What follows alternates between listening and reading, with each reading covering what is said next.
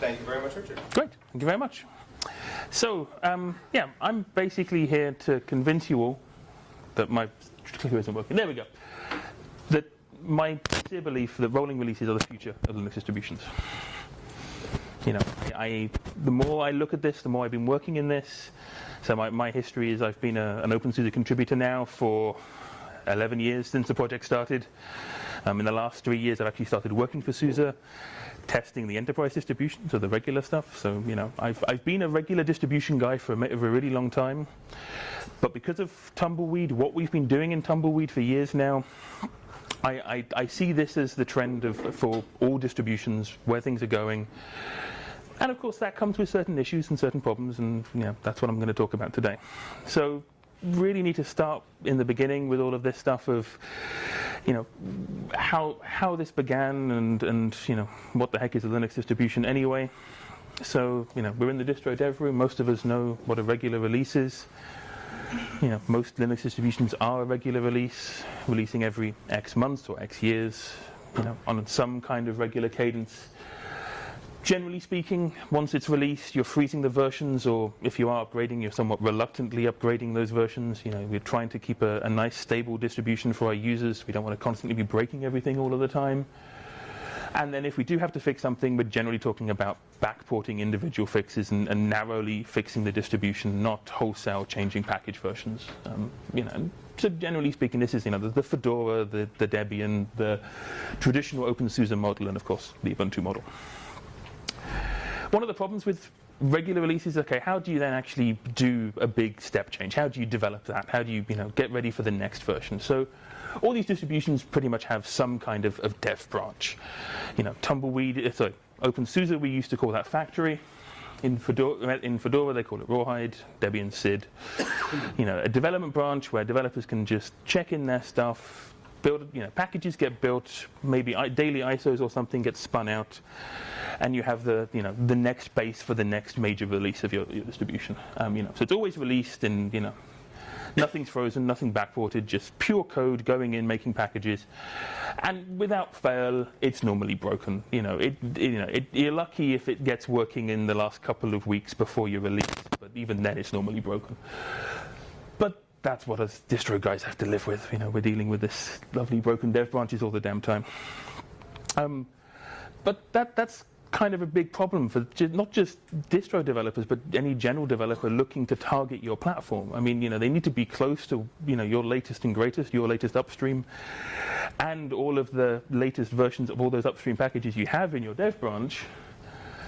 But it's completely unstable and unusable, and you know, we've got work to do, but it's always breaking. So you end up with people coming up with wonderful hacky kludges of, you know, maybe taking the stable base and running some PPA or OBS repo on top of it, but you know, then they have to rebase all of that. It's always a mess. So you know, it's a nightmare to develop on. It's a nightmare to develop for. For distributions in particular, this becomes a big community and societal problem. I mean, if your dev branch is not stable, how are you going to get new contributors to your next release? Well, you're not. They're going to go away and play with something else. You know, you get less bugs being filed. You get less polish on your distribution. And then, you know, even with your regular release cadence, you have a hard time actually getting that release out the door. And I think most distributions that have been around for the last few years have had these terrible problems. OpenSUSE definitely has, of chugging along with a plan, trying to get a 6 or an 8 months release, you know, release out, and then you're, you know, in the last month or so, and you realize our dev branch is totally messed up. We're going to have to delay for 2 months, 3 months, 4 months, and you know, we've done that. Fedora has problems like that as well. Ubuntu have. It always happens, and a big part of this is the technical debt that comes with that. You know, because you haven't got people using that all the time, all these kludgy little hacks get in there. You're going to have to fix it sooner or later. But your dev branch is a complete mess. And from a project point of view, that generally ends up being a bit of a decline for that distribution. You know, less people are using you. You're not moving that fast. You're not that interesting for anybody. Your project starts stagnating. Everything starts going downhill. It's also a problem for upstreams.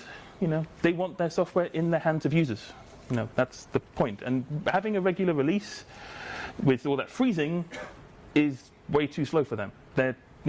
they're not going to be able to deliver their software till 8 months or a year later or 2 years later. Dev branches don't do that at all, and regular releases don't do it at all. It's a complete mess. There's no way of targeting for upstream developers. Everybody likes to talk about Flatpak and Snappy and containerized apps, and promise that it's absolutely wonderful and going to solve everything. It solves some of the problems, and I'll be talking about that more in Janssen at 1 o'clock today. And then last but by no means least, of course, users. There are enthusiasts. They're here. They're the ones who want to run everything, see what we're doing. 1 minute. There we go. They don't want to wait. They want to get their latest software as soon as the upstream's published it. New version of GNOME or KDE, they want to be running it right away. But they also want a consistent experience. They don't just want some hacked together little bundle running on top of whatever distro they've chosen. They want that polished. They want it integrated with the entire experience. They want it easy to install and maintain. They want it well patched. And when you start talking to a lot of, especially long-term Linux users, ask them why they pick their distribution, that kind of, somewhat intangible quality of, oh, it just felt right. It was put together properly, so that's why I'm still using it, is the reason why we end up keeping those users and why we drag more people into our distributions, is because we've got those things right. That user experience, but more than that, of just building it properly, building it consistently, and convincing people that we're doing this the right way for the right reasons with the right things. And they're the ones who are going to be the contributors of tomorrow. But they can't use our dev branches, and our regular releases are too slow. So in come rolling releases. Now, everybody hopefully knows what a rolling release is, but generally speaking, a rolling release has no release schedule. Most, if not all, packages are frequently updated. Some distributions like to be partially rolling, so have a frozen bit, but I'll be talking about more on that later. And updates are delivered when they're ready. And of course, when they're ready is a nice, quirky definition, so when is something ever ready? And the main examples that I can think of with this are, obviously Arch Linux, and Gentoo, who kind of popularized the whole thing, and I'm here to talk about Tumbleweed. Quite often, the feedback I hear about rolling releases, though, is it's unstable. It changes too much. I can't trust it. Even if I do try it, it's unreliable. It breaks too often. Or it's just hard to live with. There's too much extra work I have to do to keep up with this rolling thing. And when it comes to the stability side of things, and in this case I'm really talking about stability in how fast is something moving. I'm talking about something always changing. That's the point of a rolling release. You want to get that new software in the hands of users, you need to be moving at that pace. These upstreams are moving faster and faster. We need to be keeping up with them, or in some cases maybe even going faster than they are. That's the point.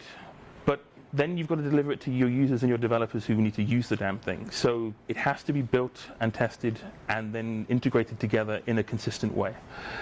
And this is a problem that I don't think many rolling distributions really get a complete handle on. There's a habit in distribution sides to think of, oh, we're just putting together a bunch of packages and then it's a collection. No, we're shipping an operating system that contains a bunch of packages, but we have to get all of that integration right. And that's more true with a rolling release than anything else. And that also means finding a way to shield those users, not from breakage, I'll talk about that next, but from those behavioral changes. Upstream has made some crazy decision to change something in their application. What if the user who's got his project to do tomorrow doesn't know how to do that yet? Doesn't know how to use that new feature or deal with those new defaults. So there has to be some way of shielding those users from the unexpected behavioral changes, just so they can get on with the work they've got to get on, and then learn the new feature when they have the time to sit down and learn it. On the reliability side of things, rolling releases have typically get accused of always breaking. It's got thousands of moving parts from thousands of different upstream projects. Getting all that working together, especially when those upstream projects have dependencies on somewhere in between and they're all moving at different paces, is a constant challenge. Just like I said, when it comes to the stability side of things, we have to build this together. We have to test it together, and we have to integrate it as one consistent distribution. This is not a piece of parts. The rolling release has to be everything done as a consistent distro. In practical terms, that means testing at the submission. So each submission being tested to make sure that isn't going to break everything. And then also not forgetting about testing as a whole. Doesn't matter if that one package is fine, if when you put that in it breaks 20 other things. So testing the entire distribution, including all of those changes in one go. And obviously, users shouldn't be shipped something that doesn't work. This isn't a dev branch we're talking about here, and really dev branches that break aren't that useful anyway. The thing has to at least work in some basic functional sense. And then I looked at how other distributions deal with testing. Most of us deal with testing. We used to deal with it this way. Of the concept of sort of passive testing. We put it in some testing branch, Debian testing, whatever. And just leave it there for a couple of weeks and trust that the community will go away and test it. And then if they haven't found any bugs, that's good enough, and we ship it. It's madness, but we all do it. But it's absolute madness. And it works better or worse depending on how big your community is, but it's still playing Russian roulette. Okay, you've got a huge pile of testers, okay, you've got more chambers in the gun, you're slightly less likely to get your head shot off, but if you've got lots of developers, you've got more bullets in the gun. Eventually someone's going to get shot. So for a rolling release, you need to actively confirm this thing will work. Does it work in isolation? Does it work in a broader context? And does the behavior change in a user, the way a user expects? You need to shield the users from that. You need to at least be able to warn them, okay, this package is going to completely change how these commands work. This UI element is going to change. You need to be aware that this stuff is, going to start hitting your users before it hits them. But you need to have all those answers, ideally, before upstream have even finished their release. Or at least as fast as you can afterwards, because you need to be shipping this stuff as fast as you can after the upstream projects have finished what they're doing. And this is really the ultimate challenge of the whole thing, and, well, yeah, the solutions are hopefully quite interesting. And then, talking about things hard to live with, when you look at rolling releases, Arch have a great philosophy that I really agree with, Do it yourself, it's a learning exercise. For Arch, it works really, really well. The Gen 2 way, they don't have a nice definition, but that's kind of my variant of it. Do it yourself, and then you've got time to read the Arch wiki to figure out what's going on while the whole thing's compiling. And with both of these distributions, and a lot of others, if something goes wrong, that's it. You're on your own. Good luck. Get out Vim or Emacs. Yeah, you might get lucky to fix it.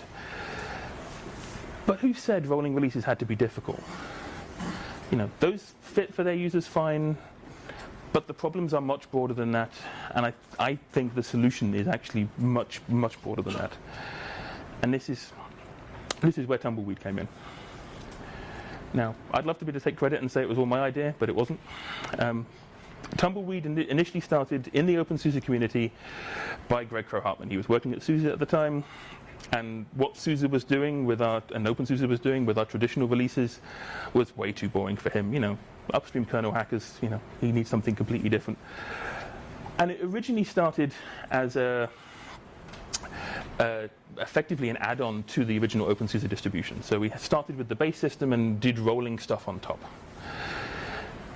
Now, over the last couple of years, it's totally transformed from that model to what I'm going to talk about in a minute, where it's now moving at the pace of contribution. The entire code base will move as fast as our contributors can get those stuff packaged. And we have a process and the tools and the technology to move that incredibly quickly with those upstream projects, as long as we have the contributors to do it. It's continuously tested, and when it comes to who we're expecting to use it, well, basically anybody who comes to FOSDEM. I mean, you are the target audience for Tumbleweed perfectly. As I mentioned with original Tumbleweed, so this is before 2014, it was a rolling update repository that we added to the existing OpenSUSE distribution. So you started with the base system, we released that every 6 months or 8 months or a year, depending on how things were going, and then you'd be able to roll on top of that. The focus, obviously, with Greg, he was interested in the kernel. his desktop environment of choice. And the community added other things as well. So it's basically sort of a bit of user space and a bit of kernel space, and most of the stuff in between we just relied on the stability, the stable base to work fine. And if it didn't work fine, then Tumbleweed would quite often just overwrite those packages with whatever it needed in that rolling bit. So it was a Franken-SUSE. It really was. It was built that way by design, partly because it's easy to maintain that way. And then, of course, every 8 months we do another OpenSUSE release, and then have to reset the whole thing to 0 again and start from scratch, which was a huge problem. So the partially rolling, the Franken-SUSE approach, it just did not work. We tried it for several years. The main problems we had were packages breaking sort of over that chasm between the stable base and the rolling part. Some dependency requirements or whatever, just weird behavior issues appearing out of nowhere, weird dependency issues, seg faults you couldn't believe. And of course, you can deal with those issues one by one, and then you ad hoc replace those broken parts so the Tumbleweed rolling stack on top gets a little bit bigger and replaces more from your base system. But then your stable base is no longer stable. So you've defeated the point of trying to be partially rolling. And then this reset to 0 meant you'd be happily rolling along, and then we'd do a new major release and you're back to square one and starting again. Which, it was just painfully disruptive for users. So often we avoided rolling back package versions, but it was still a complete script, because you really had two different communities working on it. The stable guys working on the stable distro, and the Tumbleweed guys packaging things slightly differently and targeting their audience slightly differently. And looking at this, the OpenSUSE team at SUSE spent a really long time analyzing how to actually fix sort of all of these problems properly. I mean, they started first looking at our dev branch and looking at how do we get that more stable. I kind of started looking at it from the other side of, okay, how do we get Tumbleweed more stable? And we kind of ended up meeting in the middle. And we found what I really think is a universal truth, that when you're building a distribution with several thousand moving parts, if you need to be ready to move any part of that, any package anywhere, you've got to be prepared to move everything. You've got to have the tools, the techniques, the processes that, okay, that new dependency from upstream is going to require you to, yes, change your init system and your kernel and God knows what else. And you have to be able to be prepared to do that at a moment's notice. And if you're not able to do that, you're not able to do a rolling release consistently. You might be able to start for a short period of time. Sooner or later, you will hit a brick wall and stop and have real pain. So to get this solved properly, you need to always be ready to change everything at a moment's notice. Thankfully, in OpenSUSE, we had two aces up our sleeve. The OpenSUSE build service, which is what we've been using for years for building all of our distributions. And it really has always embraced and tackled this idea of distribution is a cohesive product.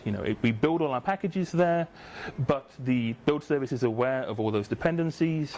If it needs to rebuild part of those packages, it does. So it can rebuild part of the dependency tree. It's dependency aware.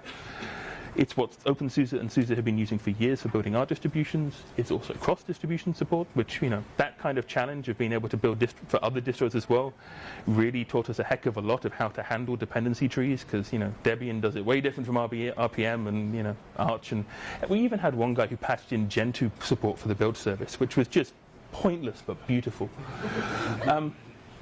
And, yeah. It's not used by us, OwnCloud, Linux Foundation use it for Tizen, VLC, plenty of other people use it too. So we had the tools for building, and really kind of helped with that rolling stuff already, but you've got to test the thing as well. And my other job when I'm not doing OpenSUSE stuff is working in QA, and OpenQA is our really nice testing tool for this. We have a booth downstairs for this weekend. Unlike every other testing tool I've ever found, this tests from a user's perspective. We're not necessarily caring about the code. It's API neutral. You don't have to teach it what the API needs to do. You tell OpenQA what is the user expected to do with this software. What commands are they going to type? What buttons are they going to click? because OpenQA is also graphically aware, so we can actually look at the screen. We have OpenCV running on there. It can even actually do screenshot analysis or partial screenshot analysis. So is this UI element on the screen, whatever, or where it needs to be? And yeah, therefore you can test the entire distribution end to end from the way the users are going to use the damn thing. Without this, we couldn't do Tumbleweed the way we're doing today. And in fact, its adoption in a serious sense really began with Tumbleweed. And since then, we've now started actually using it for the more stable distribution of OpenSUSE Leap and for the enterprise products at SUSE, which are all testing using the same framework. In terms of what it can test, it's pretty much anything. You have a nice dashboard with hundreds and hundreds of scenarios. I mean, I got to A to E here on one example. And in fact, it's a really bad screenshot because I've missed out 4 of the columns, but it's also got support for multiple architectures. So here we're testing Intel, but we can also test ARM, S390, Power, 32-bit Intel if you're interested. Mostly based on VMs, although we have support now for testing on bare metal as well. So what it normally does, we'll start up with the distribution, fire it up in a VM, start testing it the way a user's going to do it, start the installation, run through the install's finished, start up the applications. If you want to feed it a disk image already of an existing installation, then you can do nice fancy stuff like doing upgrade testing and migrations and all that kind of stuff. Has support for multiple machines, so you can do like cluster tests and other weird and wonderful stuff with that. And like I said, it's graphically aware, so when something goes horribly wrong, you can actually see, okay, I was expecting a Tumbleweed, a nice dark blue screen on the left there, but in fact the system running, came up with the wrong graphic. So even those tiny little behavioral changes, which, they're not bugs, it's just something that's changed upstream, get caught by OpenQA. If everything else has stayed the same way, if the UI is still working in the same way, OpenQA would just ignore it, it's fine. But if something's practically changed, the button's moved, a command's changed its function, OpenQA will always find it. So with those tools, we've developed this process for effectively continuous integration for an entire distribution. When you're submitting something to OpenSUSE Tumbleweed, you're submitting it to an OBS project called Factory. That then goes into an automatic review queue, the usual kind of RPM lint stuff of checking basic sanity checks and unit tests and that kind of stuff. Nothing too fancy.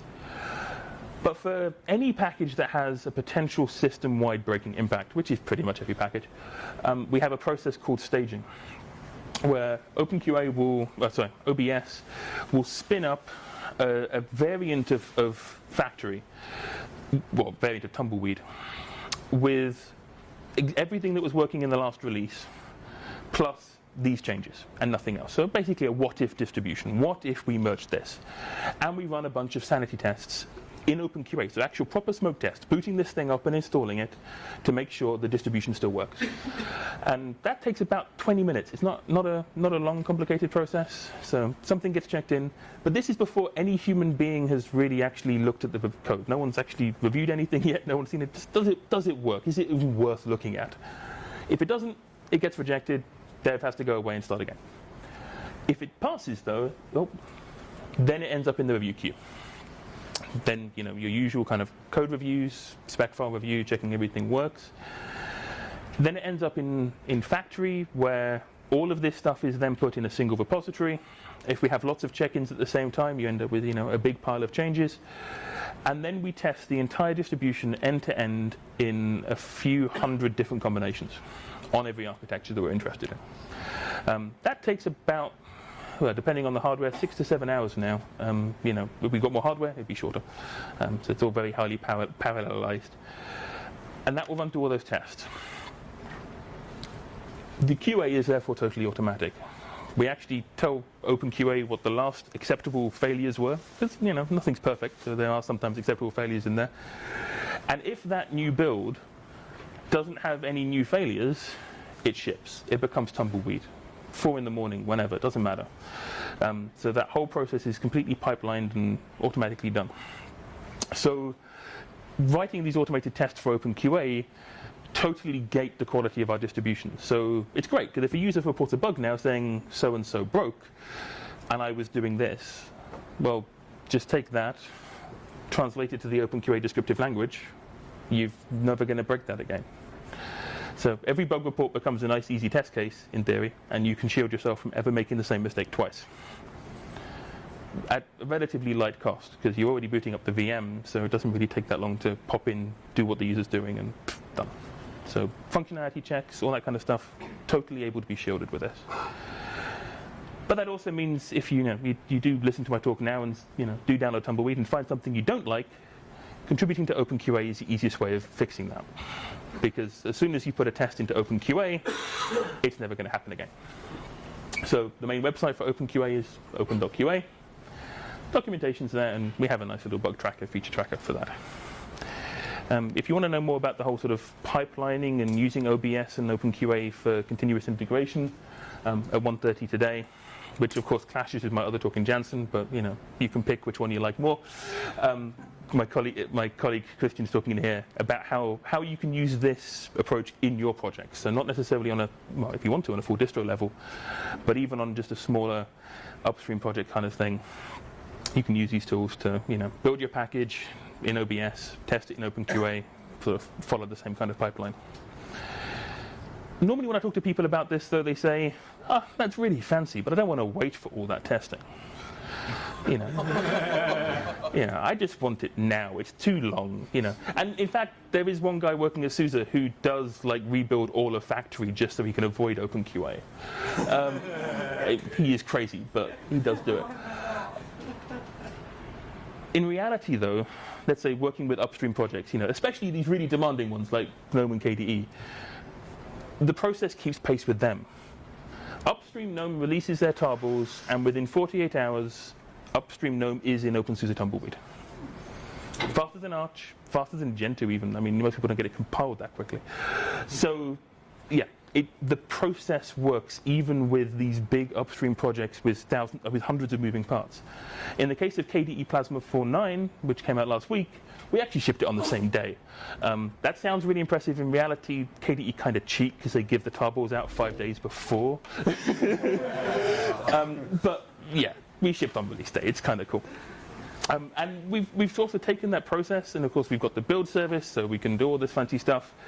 And we actually have derivatives of Tumbleweed, that kind of make that constant what if all the damn time. Because OBS is Git aware, so we can actually attach it to GNOME Git projects or KDE Git, and then build, let's say, GNOME Next or OpenSUSE Krypton, which are constantly building those packages as soon as something gets checked in, and constantly testing those packages as soon as something gets checked in, and then testing the entire distribution. So we get to file all these upstream bugs before anyone else does, because we're seeing it in a context of an actual distribution all of the damn time. But on the broader Tumbleweed side, every week now, our Tumbleweed release manager, Dominic, writes a report of, what's changed this week.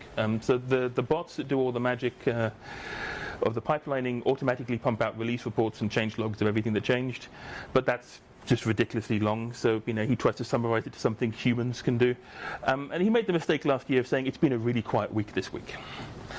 So then I went through those logs and figured out, what does quiet mean? This was last year.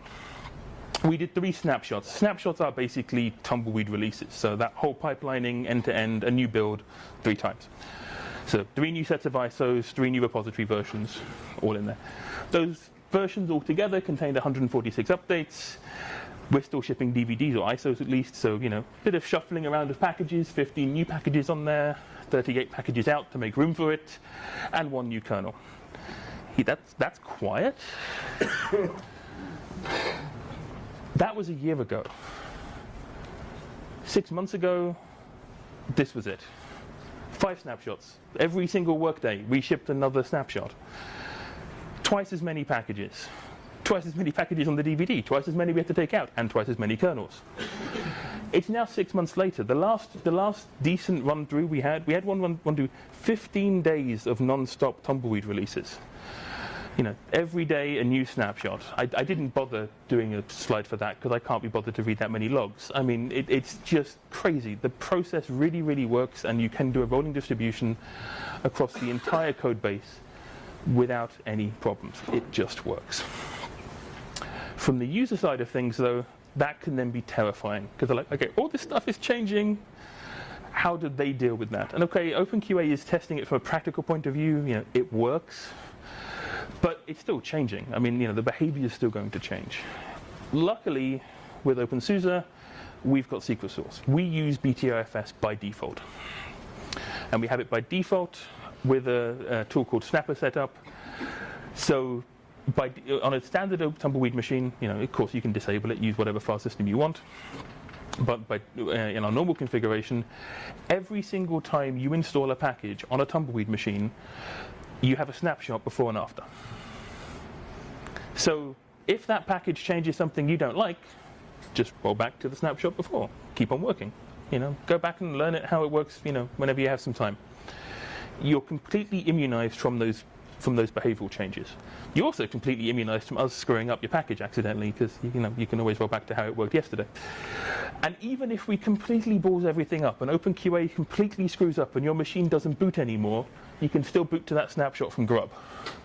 So there's no risk, as long as you're using BTRFS and Snapper. And there's very little risk of us with that, because we're using it so much, it just doesn't break on our systems. Torsten will be talking about this more this afternoon, actually more talking about sort of the next generation of this idea of not just using snapshots as a safety net, but actually more as an atomic way of delivering updates. So actually doing transactional updates here. So this concept plus, but still using RPMs. So that's Tumbleweed. What about the dev branch? What about OpenSUSE Factory? I've mentioned it's got a part in the process.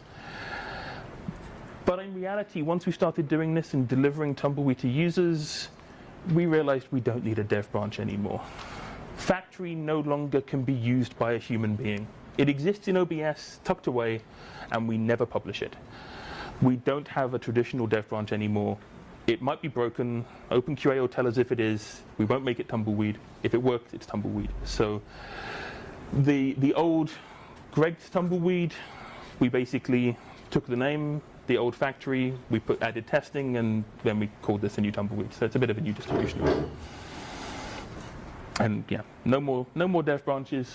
We're rolling on for that, and it serves that same purpose while also serving all those other purposes a rolling release does of hitting a bigger user base, being more useful, dealing with upstream projects, etc.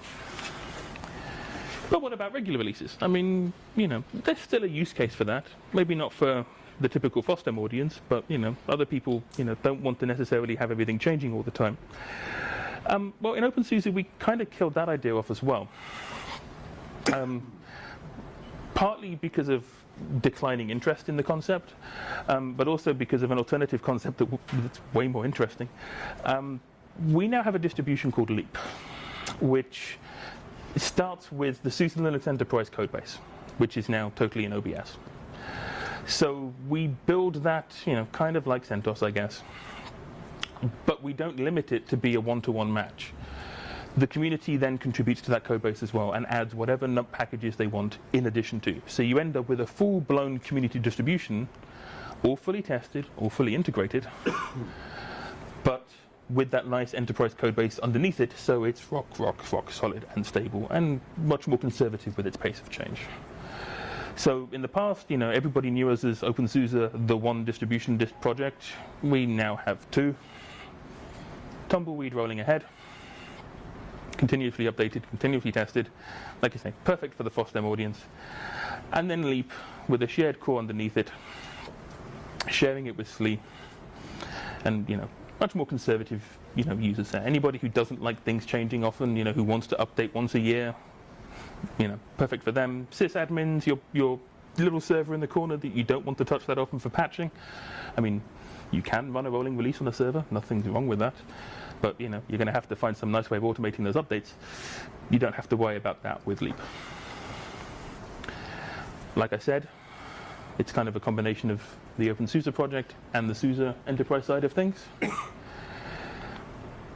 And this is roughly kind of, I guess, if you split it halfway, roughly how the whole thing looks.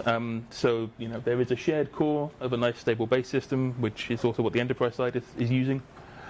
There's a small amount of enterprise packages which just don't make any sense in a community sense, or covered by licenses we don't want to ship, or whatever. Just doesn't make sense there. And then OpenSUSE Leap has thousands of community packages sitting on top of that shared base. And most of those community packages, if not all of them, actually originate in some form or another from Tumbleweed, where it's a pure community distribution. All those packages always moving, always rolling on. The interesting question I normally get asked at this point is, well, what about SLE? Because everyone knows this model. It's like Fedora with Red Hat. You do a Fedora release, and then there's a Red Hat Enterprise release based on it sometime after. You're not doing an OpenSUSE release anymore. You can't really base SLE on something based on SLE. That all gets a little bit circular. What is SUSE going to do for their next release of the enterprise product? Well, they're going to base it on Tumbleweed. Not in the sense that they're going to do a rolling release, but the Tumbleweed base system that's constantly rolling is stable enough and usable enough that SUSE Linux will be basing SLE 13 on Tumbleweed, forking from it at some point for their next release for SLE 13. So not only does the process work for other guys at FOSDEM, even enterprises are looking at this and like, okay, that's the best way of us developing our next major releases. We don't need this old model of a regular release in between and all those hassles that come with that, all the work that comes with that. And when you then also tie it with the Leap side of things, where Leap, of course, is based on the enterprise service packs and that stuff as well, but with community stuff on top, you end up with this weird, nice, complicated sort of infinity loop of OpenSUSE is simultaneously downstream and upstream of SLE, and something that the community does in the last Leap version is a candidate for the next service pack, and it makes things actually way more interesting with that whole working with a corporate partner side of things, because they have a lot more options on the table, and less things get less stagnant, which also means you end up with more enterprise developers working on your code base, which is good for polish and everything working nice. So in review, if you're a developer and you want to deal with, if you're dealing with any upstream project, Tumbleweed is a perfect option for you. It's going to keep up with those upstream projects, more upstream projects than you're interested in. You're going to get the latest and greatest of everything. It just works. And if it doesn't work exactly the way you want it to, it's really easy to contribute to. We've got OBS and we've got OpenQA, so you can make sure we don't break it the same way. So, yeah, and of course you've got Snapper, so you can just get back on with your work in the meantime when you haven't got the time to deal with that. So it's a perfect platform to work on and work with us on. Especially if you're an upstream developer as well, targeting Tumbleweed seems like a natural choice for quite a few projects. It's a distribution there. We have all these tools. You can do stuff with us first at a nice pace, get everything checked with the latest kernel and the latest systemd and the latest Python or whatever, and then worry about how those other slower distributions are going to have to deal with it. And if you want to then use our tools like OBS to actually do that building, it's perfect, because you can actually build originally for OpenSUSE and then flick a few switches and build for a different RPM distribution, and then add a Debian file and flick a few files and you're building for Debian. I mean, the build service takes care of all of that, so it's a perfect platform for that. And like I say, containerized applications are cool for those other distributions, but they're actually more work for you in the long run. That's what I'm talking about later. This is actually less work. The community takes care of a good chunk of this. You just have to worry about your little part on top. And if you're a user, you manage to get the latest and greatest of everything. It just works. If it doesn't, Snapper's there to take care of it. And it's a perfect place to start contributing. Because that barrier of entry is so low, it's easy to just throw something at the build service and say, hey, I want to submit this. If it doesn't work, OpenQA will kick it out right away. It's easy to get your feet wet, easy to start contributing with us, so it's a perfect platform to start with that. You don't just have to take my word for it, because we've actually been looking at the statistics of how many people are using Tumbleweed since this transition from partially rolling and the dev branch to just having a pure rolling release and no dev branch, and our user numbers are looking quite good. If you look at purely from a dev branch perspective, our dev branch now has 10 times more users than we ever had. If you factor in the partially rolling distribution, it's growing at 67% a year. And really weirdly, those weird little peaks around April seem to match up with Ubuntu releases, and I'm not entirely sure what that means. But yeah, kind of fun. So yeah, that's it for me. I have a bit of time, I think. So yeah, 10 minutes. So 10 minutes for questions. Yes, Len. How do I report a bug against a rolling release so that you can reproduce it? Where's the reference that I can give you so you are on the same code base to reproduce what I'm trying to report? Very rarely does a problem actually live in just that, but if it happens, because we have this snapshot model, so effectively every single Tumbleweed version you're using is an entirely cohesive distro, you actually have a version number for your distro in etc OS release. It's ISO date for the day of the snapshot. So you can mention that there. We can then fish it out of OBS and run that there. What we'll normally do is just see, does this happen on the latest version? Because if we fixed it already, that makes it really easy to close the bug. But so while it's rolling, you still basically have a distribution release. Yes, and another release, and another release, and another release. So yeah, that's part of the whole kind of building it consistently side of things. Yes? Sometimes maintainers of development projects, they refuse to enable the open source Tumbleweed build target. Yeah. And they said, oh, that's already factory enabled. But when I contribute packages, I'd like to make sure, okay, there are two purposes, contribute back, yeah, but my main purpose is to get the package built for open source Tumbleweed for my running system. Yep. Very soon, so what's your perspective? Should every development project enable open source Tumbleweed, this snapshot as a build target? Generally speaking, most develop projects shouldn't need to enable it because they should be submitting everything into Tumbleweed already. So this shouldn't really be an issue. In the sense of, OBS, in the build service... But I want to have it, you are fast, but I want to have it now. You want to forget the testing and you just want it now. Usually I'll contribute when I made sure that it works for me, so I'd like to have the package now for this particular template with snapshot and not factory with that diff of potential day. In that case, persuade them. If they get stuck, call the board. I mean, we can help out with that. It's there's no problem from a build side of things. Yes. Previously, you test passively with the users. Yes. And now you use OpenQA. Yep. Who's writing the test and what's the proportion of contribution versus what SUSE is doing? Can you repeat the question? Yeah, the question was, we were passively testing in the past. We're now actively testing. Who's writing those tests? Is it SUSE or the community or whatever? Because OpenQA's adoption really started in the community, most of the tests were OpenSUSE tests first. And it's only in the last year or two where SUSE has actually been sort of actively contributing to OpenQA. So it's a community project first, which now has enterprise guys working on it too. So most of the tests kind of come from that kind of original group of original contributors and now the enterprise side of things. The process is totally open. All the tests are in GitHub. So even for the enterprise stuff, actually, we've left that all open as well. So relatively easy to write a test, submit it in.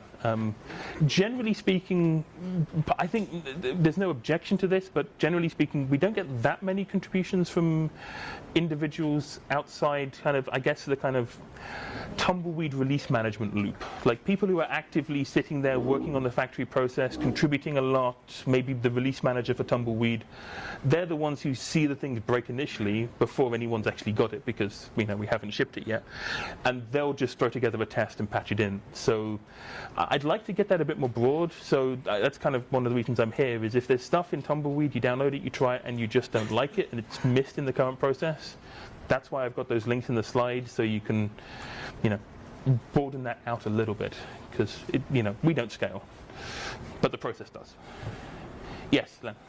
As someone working on an open source project that tries hard to support the most prominent distribution, I must admit that I'm not sure if we would be able to cope with that pace in making sure that we, on the one hand, support our project and code base on this rolling release and still being able to support all the other more common and slower distributions.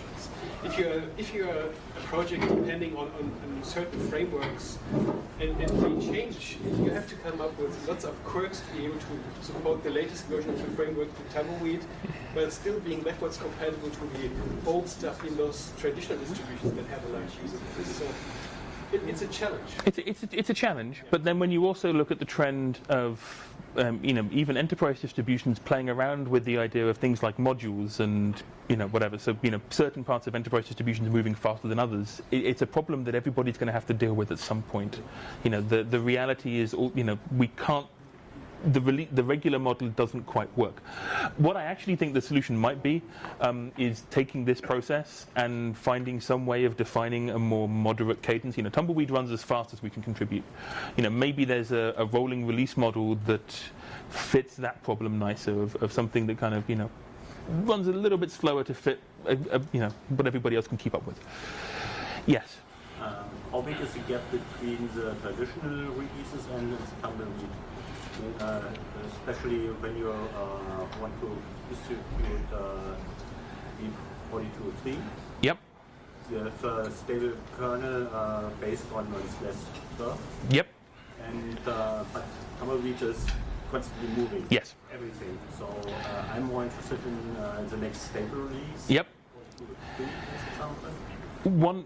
How large is the gap? The gap is large, and admittedly does get larger. It gets larger the more of these service packs are. It's a fact of life. That stable base isn't going to move, that fast. However, if you look at, for example, how SUSE has done SLE 12 compared to SLE 11, the amount of change in each enterprise service pack has been significantly more and faster than in the traditional sort of SLE 11, SLE 10 and an earlier era.